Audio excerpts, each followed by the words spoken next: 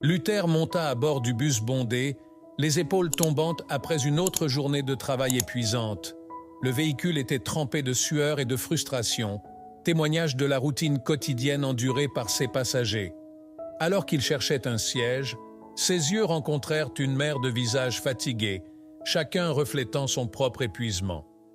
En marchant dans l'allée bondée, Luther aperçut un siège libre. Alors qu'il s'apprêtait à le prendre, il remarqua une femme qui se tenait à proximité. Son visage pâle et son ventre bombé attirèrent immédiatement son attention. Sans hésitation, il lui offrit la place.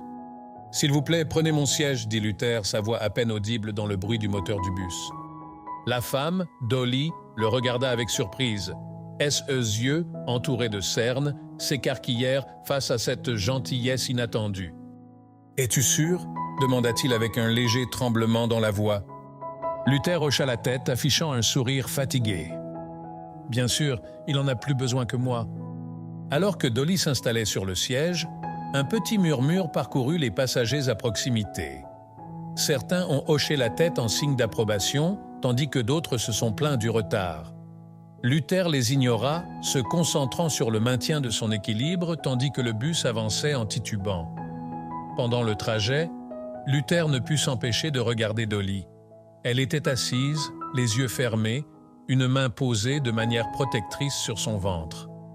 Il y avait quelque chose en elle qui l'intriguait, un air de raffinement qui semblait en contradiction avec son environnement.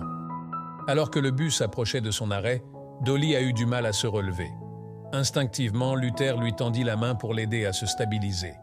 Leurs regards se rencontrèrent brièvement et les lèvres de Dolly se courbèrent en un sourire reconnaissant. Juste avant de descendre du bus, il lui glissa un petit papier dans la main. « Merci », murmura-t-il en disparaissant dans la foule. Luther déplia le papier, révélant une adresse écrite avec une élégante calligraphie. Il fronça les sourcils, confus, en regardant le nom familier de la rue. Pourquoi cette inconnue lui donnerait-elle son adresse? Le mystère de tout cela le laissa intrigué et agité tandis que le bus poursuivait son voyage dans la nuit. Pendant des jours, Luther s'est demandé s'il devait se rendre à l'adresse que Dolly lui avait donnée. La curiosité le rongeait, en contradiction avec sa prudence naturelle. Finalement, incapable de résister plus longtemps, il se retrouva devant un imposant portail en fer forgé dans une rue calme bordée d'arbres. Luther vérifia l'adresse 2 fois, ses yeux s'écarquillant en voyant le manoir qui se trouvait derrière la porte. Ce n'était pas une maison ordinaire, cela criait à la richesse et au privilège. Il hésita, ne se sentant pas à sa place dans ses vêtements de travail usés. Alors qu'il était sur le point de se retourner, une voix sortit d'un interphone. « Puis-je vous aider ?» Luther s'éclaircit nerveusement la gorge. « Ouais, je suis venu voir Dolly. Il m'a donné cette adresse dans le bus. » Il y eut une pause, puis un whoosh, et la porte s'ouvrit. Luther descendit la longue allée, le cœur battant rapidement. La porte d'entrée s'ouvrit avant qu'il puisse frapper, révélant Dolly. Elle y était différente, toujours fatiguée, mais plus raffinée, dans une robe de maternité fluide. « Tu es venu, dit-elle, un mélange de soulagement et d'anxiété dans la voix. Veuillez entrer. » Luther la suivit dans un hall richement décoré, se sentant de plus en plus déplacé. « J'espère que je ne vous interromps pas, » commença-t-il, mais Dolly lui fit signe de partir. « Non, pas du tout, je suis content que tu sois là. » Elle le conduisit dans un salon, lui faisant signe de s'asseoir. « Je sais que cela te semblera étrange, » dit Dolly en prenant une profonde inspiration. « J'ai une proposition à vous faire. Je recherche un compagnon pendant ma grossesse, quelqu'un pour m'aider dans les tâches quotidiennes, m'accompagner au rendez-vous, ce genre de choses. » Les sourcils de Luther se haussèrent. « Et tu veux que je le fasse? Mais nous ne nous connaissons même pas. » Dolly sourit faiblement. « Je sais, mais ta gentillesse dans le bus, ça m'a touché. J'ai besoin de quelqu'un comme ça dans ma vie en ce moment. » Dolly a mentionné un chiffre qui a fait écarquiller les yeux de Luther. Ce serait votre rémunération mensuelle. Luther se rassit, abasourdi. Le montant était supérieur à ceux qu'il avait gagnés en 3 mois dans son emploi actuel. Mais quelque chose n'allait pas. « Pourquoi moi? Vous avez probablement des amis ou de la famille qui pourraient vous aider. » Une ombre passa sur le visage de Dolly. « C'est compliqué. J'ai besoin de quelqu'un en dehors de mon cercle habituel. Quelqu'un qui ne me jugera pas et qui n'informera pas ma famille. » Luther éprouvait un mélange d'excitation et d'appréhension. L'argent résoudrait beaucoup de problèmes pour sa famille, mais il sentait qu'il y avait quelque chose de plus dans cette situation que Dolly ne lui disait pas.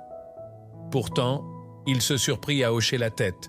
« C'est bon, » dit-il lentement. « Je le ferai, mais j'ai besoin de savoir dans quoi je m'embarque. » Le soulagement de Dolly était palpable. « Bien sûr, je vais tout expliquer. » Alors qu'il commençait à décrire les détails de l'accord, Luther ne pouvait s'empêcher de penser que sa vie était sur le point de changer radicalement. La première semaine de travail de Luther avec Dolly s'est déroulée dans un tourbillon de nouvelles expériences. Il apprit rapidement l'agencement de l'immense domaine Harrington, mais plus important encore, il commença à comprendre la dynamique complexe qui se jouait entre ces murs. Une nuit, alors qu'elle organisait le programme de Dolly pour le lendemain, elle entendit des voix élevées venant du bureau. La curiosité l'emporta et il se rapprocha de la porte entr'ouverte. « C'est ma vie, papa !» La voix de Dolly était pleine d'émotion. « Vous ne pouvez pas continuer à contrôler tous ces aspects. » Une voix grave et autoritaire répondit « J'essaie de te protéger, Dolly. Vous ne comprenez pas les conséquences de vos actes. » Luther reconnut la voix lors des présentations plus tôt dans la semaine. Il appartenait à William Harrington, le père de Dolly et magnat de l'immobilier connu pour ses tactiques impitoyables. « Je ne suis plus une fille, » répondit Dolly. « Je peux prendre mes propres décisions, y compris la façon dont je gère cette grossesse. » La voix de William baissa dangereusement. « Tu as déjà pris suffisamment de mauvaises décisions. C'est pourquoi nous sommes dans ce pétrin. Je ne te laisserai pas mettre en péril la réputation de notre famille. » Le bruit des pas qui approchaient poussa Luther à se retirer précipitamment vers sa position précédente. Quelques instants plus tard, William Harrington sortit du bureau, le visage affichant une colère à peine contenue. Il jeta un regard suspicieux à Luther avant de disparaître dans le couloir. Luther hésita, puis frappa doucement à la porte du bureau. « Dolly, ça va ?» Il la trouva assise derrière un immense bureau en chêne, le visage enfoui dans ses mains. Lorsqu'il releva la tête, ses yeux étaient rouges mais secs. « Je suis désolé pour ce que tu as dû entendre, » dit-il avec un faible sourire. Luther s'approcha, l'inquiétude visible sur le visage. « Tu veux en parler ?» Dolly soupira en passant une main dans ses cheveux. « Mon père croit savoir ce qui est le mieux pour chacun. Il ne peut pas accepter que je veuille vivre ma vie différemment de ce qu'il avait prévu. »« Cela doit être difficile, » dit Luther assis sur le bord d'une chaise voisine. « Est-ce que ça a toujours été comme ça ?» Dolly hocha la tête. « Pratiquement, mais c'est pire depuis... » Elle s'arrêta, sa main se déplaçant inconsciemment vers son ventre. Luther ressentit une pulsion protectrice. « Tu sais que tu n'es pas obligé d'y faire face seul. Je suis là pour t'aider, tu te souviens ?»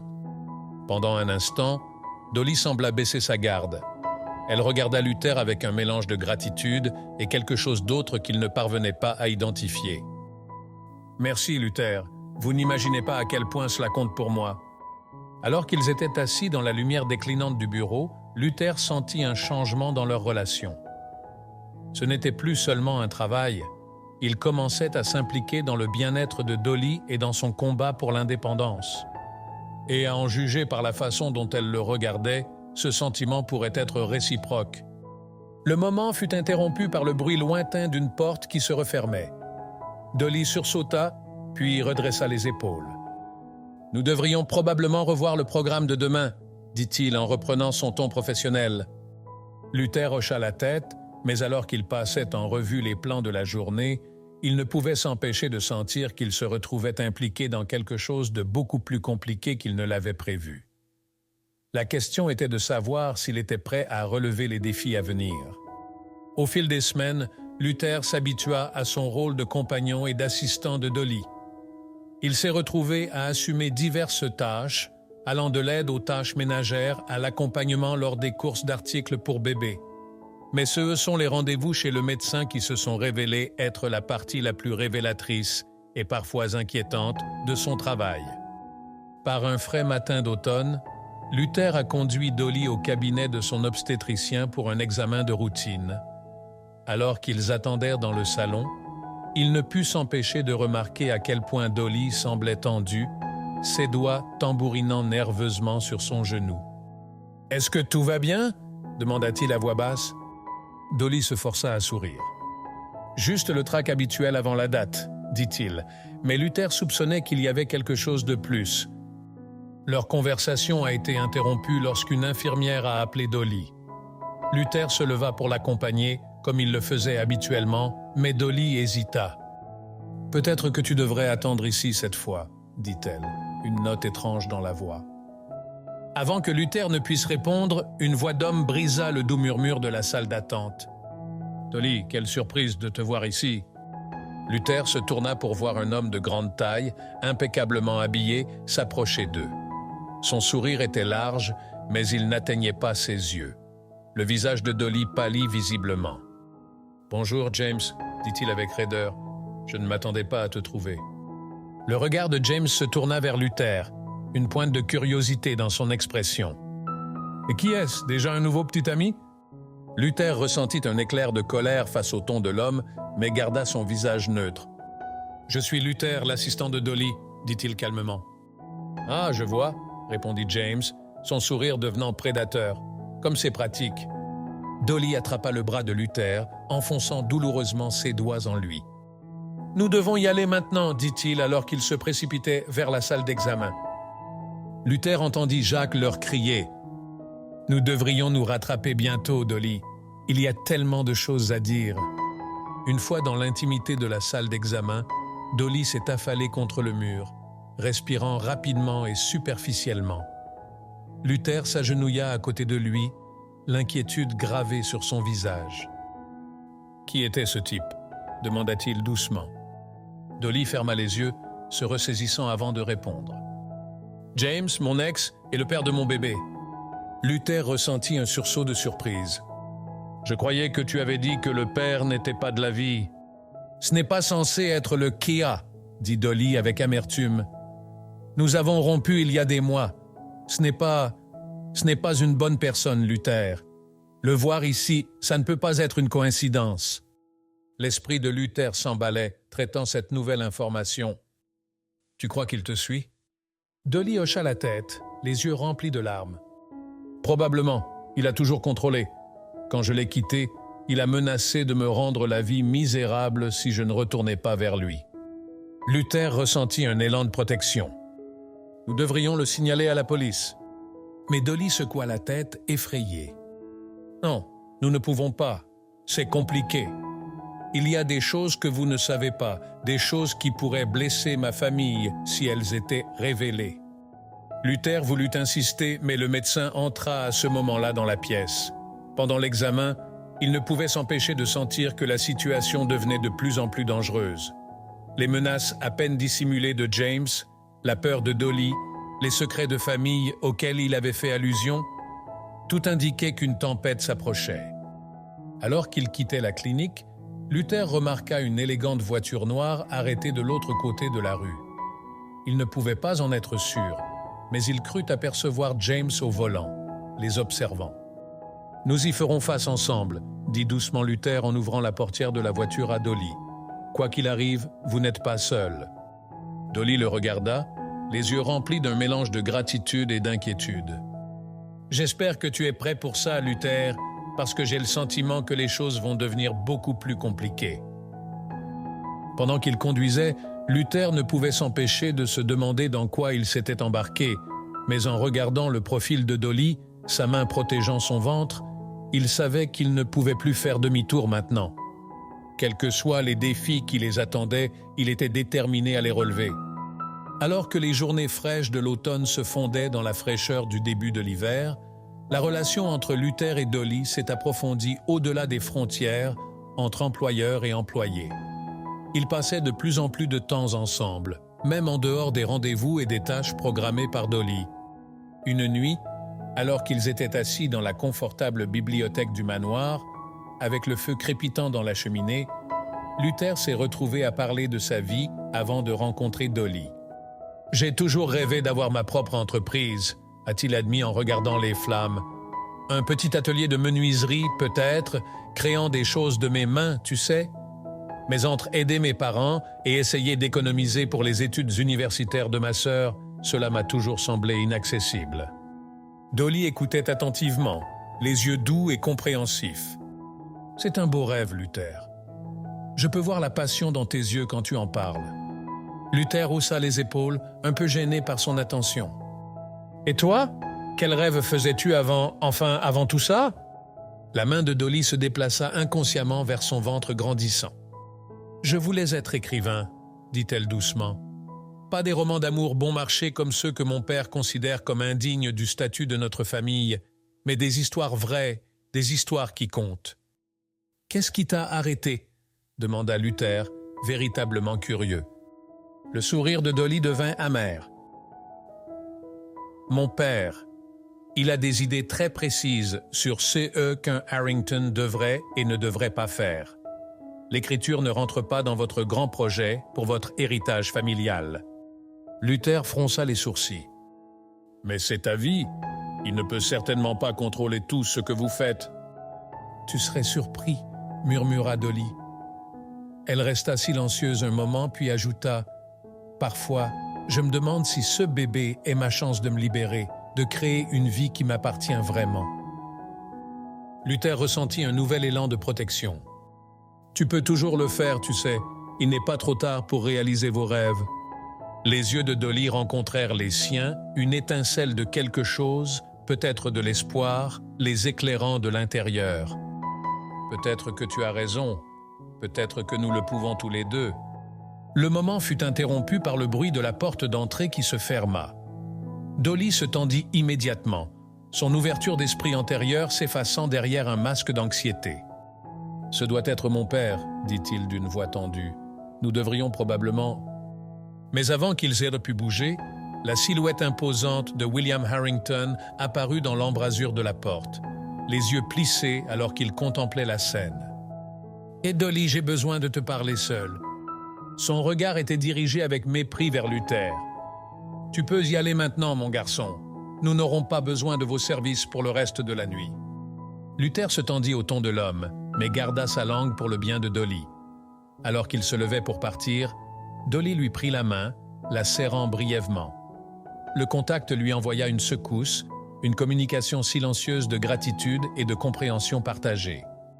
Alors que Luther se dirigeait vers sa chambre dans les quartiers du personnel, il ne pouvait s'empêcher de sentir que quelque chose d'important avait changé entre lui et Dolly. Leur rêve partagé, l'intimité tranquille du moment, tout indiquait une connexion plus profonde qu'il ne l'avait imaginé. Mais ce lien entraînait des complications. Le mépris évident de William Harrington, la menace latente de James et l'enchevêtrement de secrets de famille dans lesquels Dolly semblait piégée, tout cela créait un sentiment de crise imminente.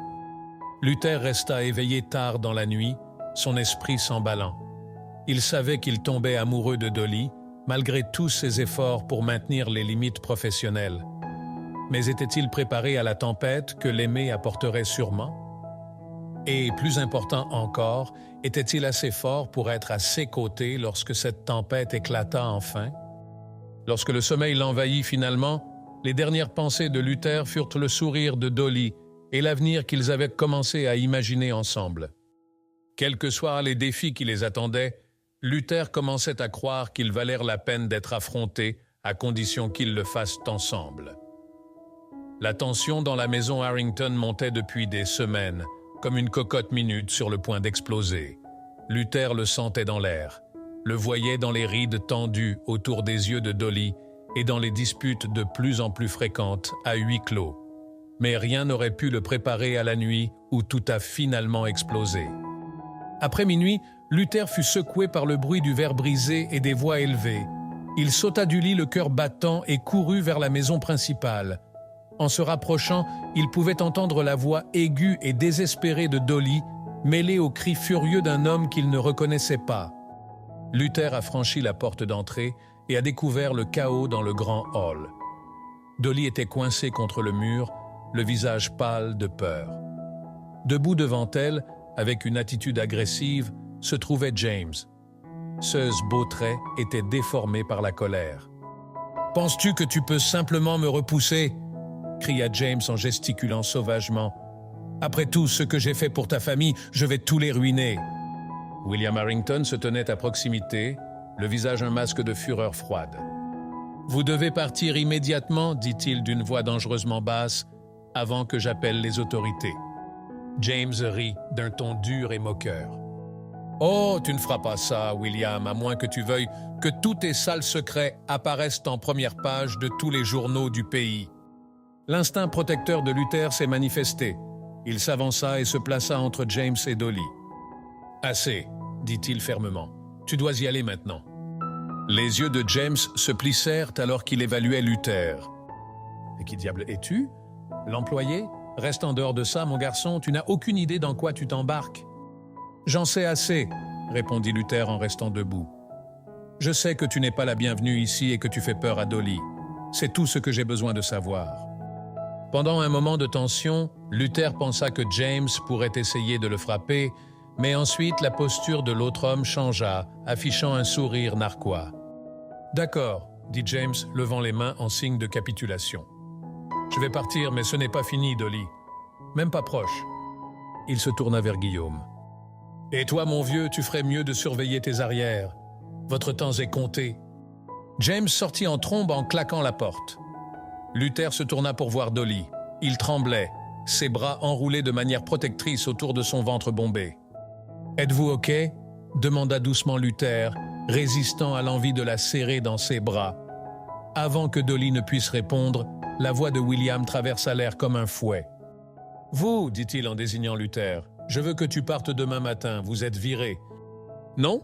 Dolly halta. « Papa, non. » Luther essayait juste d'aider. Le visage de William était comme un roc. « C'est une affaire de famille, Dolly. Nous n'avons pas besoin que des étrangers interviennent. » Luther ressentit un élan de colère. « Avec tout le respect que je vous dois, monsieur, je n'irai nulle part à moins que Dolly ne veuille que j'y aille. » Pendant un long moment, ils restèrent tous les trois dans un silence tendu. Puis Dolly se redressa, une nouvelle détermination dans les yeux. « Luther reste, » dit-il fermement. « J'ai besoin de lui ici, papa, et si tu ne peux pas accepter ça, il est peut-être temps pour moi de partir. » Le visage de William rougit de colère, mais avant qu'il ne puisse répondre, Dolly se retourna et monta les escaliers en courant, Luther le suivant de près. En arrivant dans la sécurité de la chambre de Dolly, Luther pouvait voir les conséquences de la confrontation sur elle. Elle se laissa tomber sur le bord du lit, ses épaules tremblantes de sanglots silencieux. Luther s'agenouilla devant elle et lui prit les mains. « Tout ira bien, » dit-il doucement. « Nous allons le résoudre ensemble. » Dolly le regarda, les yeux brillants de larmes et d'autres choses, une chaleur qui fit battre le cœur de Luther. « Merci, » murmura-t-il, « pour tout. » Tandis que Luther la tenait dans ses bras, lui offrant tout le réconfort qu'il pouvait, elle comprit que tout avait changé. Les frontières entre employeurs et employés, entre amitié et quelque chose de plus, s'étaient estompées au point d'être méconnaissables. Et avec les menaces de James qui pesaient sur eux et la désapprobation de William imminente, Luther réalisa qu'ils étaient au bord de quelque chose de bien plus dangereux et complexe qu'il ne l'avait imaginé. Mais en regardant Dolly, en ressentant la confiance et la connexion qui les unissaient, Luther savait qu'il ne l'aurait pas fait autrement. Quelles que soient les tempêtes à venir, ils y feraient face ensemble. Dans les jours qui suivirent la confrontation avec Jacques, Luther devint de plus en plus agité. L'atmosphère dans le manoir Harrington était chargée d'une tension inexprimée et Dolly était devenue plus renfermée, passant de longues heures seule dans sa chambre. Les regards désapprobateurs de William suivaient Luther partout, rappelant constamment à quel point sa position était précaire. Incapable de se débarrasser du sentiment que la situation était plus complexe qu'il ne l'imaginait, Luther décida d'enquêter. Il a commencé à rechercher des informations sur James en ligne en utilisant l'ordinateur dans le bureau du manoir, tard dans la nuit, alors que tout le monde dormait. Ce qu'il a découvert était troublant. James avait des antécédents de délits mineurs, conduite désordonnée en état d'ébriété, certaines accusations d'agression qui avaient été mystérieusement abandonnées.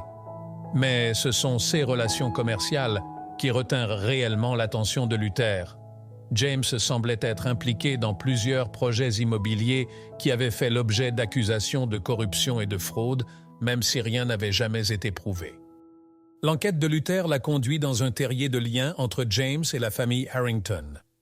Il a découvert d'anciens articles de presse mentionnant William et James comme partenaires commerciaux, des photos d'eux lors de galas de charité et de cérémonies d'inauguration des travaux. Il était clair que leur relation allait bien au-delà de celle de l'ex-petite amie de Dolly. Au fur et à mesure que Luther approfondissait ses connaissances, il découvrit les signes d'un projet de développement massif qui avait échoué plusieurs années plus tôt. Les détails étaient vagues, mais des rumeurs faisaient état de pots de vin, de violations environnementales et de millions de dollars perdus. Le nom de Harrington et l'entreprise de James étaient liés à l'échec du projet. L'esprit de Luther s'emballait alors qu'il essayait de reconstituer le puzzle. Était-ce la source de la tension entre James et les Harrington?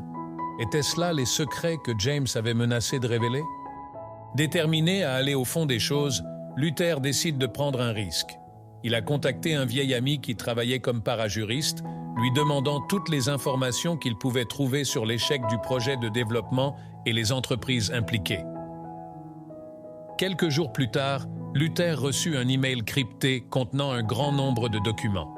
Alors qu'il examinait les informations, son cœur se serra. Les preuves ont mis en évidence un vaste réseau de corruption impliquant non seulement James, mais également William Harrington. Pots de vin, rapports environnementaux falsifiés, sociétés écrans utilisées pour cacher de l'argent, tout était là, noir sur blanc. Luther se rassit, l'esprit ébranlé. Il comprenait maintenant pourquoi William était si désespéré de faire taire James, pourquoi Dolly semblait prise entre sa loyauté envers sa famille et son désir d'indépendance. L'empire Harrington était construit sur une base de mensonges et d'activités illégales, et James avait le pouvoir de tout détruire. Mais cette connaissance s'accompagnait d'un lourd fardeau.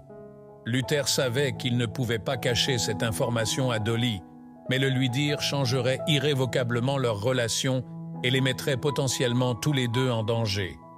James avait déjà montré qu'il était prêt à recourir aux menaces et à l'intimidation. Si elle découvrait que Luther connaissait la vérité, on ne savait pas jusqu'où elle irait pour le faire taire. Alors que l'aube se levait, projetant une lumière pâle à travers les fenêtres du bureau, Luther prit sa décision.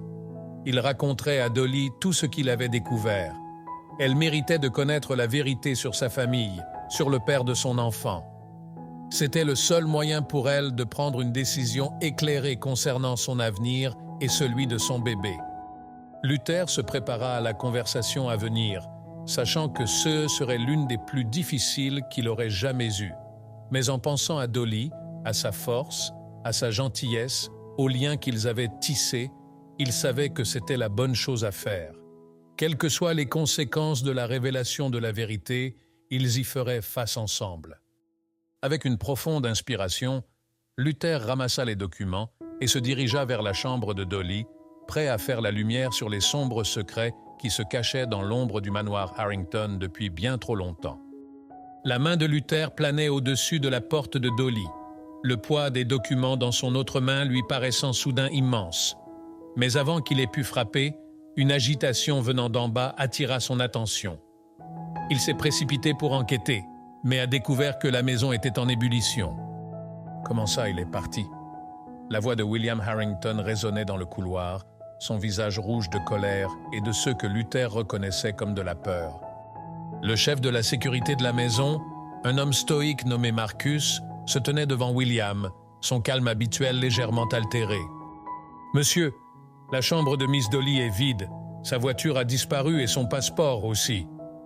Nous examinons actuellement les images de sécurité, mais il semble qu'il soit parti tôt le matin. » Luther sentit son cœur se serrer. Dolly était partie sans dire un mot. Cela n'avait aucun sens. Les yeux de William se posèrent sur Luther, se plissant de suspicion. « Toi » grogna-t-il en s'avançant vers Luther. « Le saviez-vous? L'avez-vous aidé à partir ?»